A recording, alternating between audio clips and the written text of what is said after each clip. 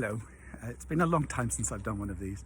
Today I'm going to choose a subject that I actually dealt with in a blog entry from yesterday, and it was brought up in the context of my facing, if you like, little personal dilemmas in how to best be there for somebody who's very dear to me, whilst at the same time being true to myself as well. And the problem with this is that when we are, for example, if you are asked by somebody, a friend, a relative, a partner, or child or whatever, to advise them, or you have a chance to advise them, even you may not have been asked, you may just want to sort of go in there, you may find you're kind of, in inverted commas, conflicted out. It means that you have your own agenda that you would like to serve, and then what? Now, there will be circumstances where we're too attached, where we really simply can't get involved.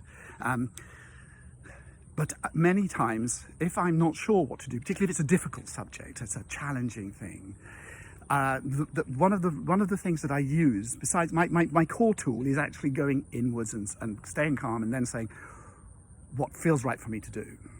But another perspective that I use sometimes, and particularly where I feel conflicted out in circumstances where, as a loving friend or partner or whatever, I shouldn't be, is then I actually say, well, now, what would love do? What would love do in these circumstances? What would love do is not going to give you a fixed answer. What would love do is just a measure to help you think more expansively than in your limited perspective. Very often you will actually be of the opinion that you are right in what you want to say, and you must speak, you must say it because you have a right, or this other person is wrong, or maybe that, not that they're wrong, but nevertheless they're about to do something with a third party that you strongly object to, when actually it may be none of your business, or my business. This kind of dilemma is the thing I'm talking about.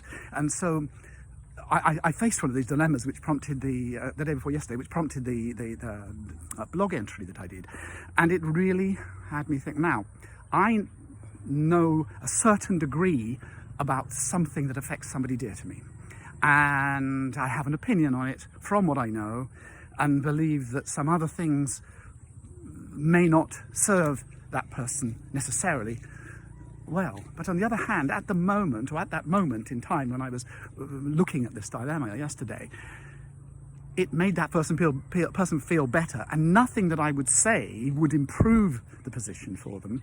And it's nothing that if I stay silent and later it becomes apparent that I was right, if you like, it's still not too late for me to stand in. It's not going to be something that's irreparable. And so I asked myself, do I want to be right about this? Which came from my own agenda of feeling slightly threatened by the people who had suggested the alternatives in a way. There's no need to feel that threat. That's my issues, that's my ego, my agenda. And if I allowed that to have me interpose, to intervene, to interfere in this life merely to assert myself, how the heck am I serving the person, that dear friend or whoever? How? I'm not. I'm serving myself. And so I asked myself, what would love do here? This person is in actually quite a large degree of pain. In fact, a very high degree.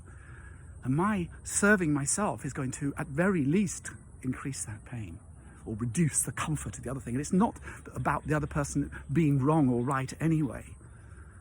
So it served nobody except my ego if I intervened and said something. So I applied the rule of what would love do. Love would stay silent, even though I know that the circumstances are such that the effect of what else has been told is very limited, and is to some extent factually wrong. It doesn't matter. He's not acting on it in any detrimental way. It's simply a matter of comfort. So the kind of thing is to let them just take that and see how things transpire. And indeed, 24, 48 hours later, there's been a significant improvement because of that comfort. And other factors have come into play, and it's all gone with the natural flow. And I actually believe that what happened was meant to happen, and nothing was wrong in the first place. And my interposing my thing to protect my ego would have been damaging and selfish. Anyway, I shared that with you because I find it a fascinating topic. What would love do? Would love be right? Or would love prefer to be kind and compassionate and patient?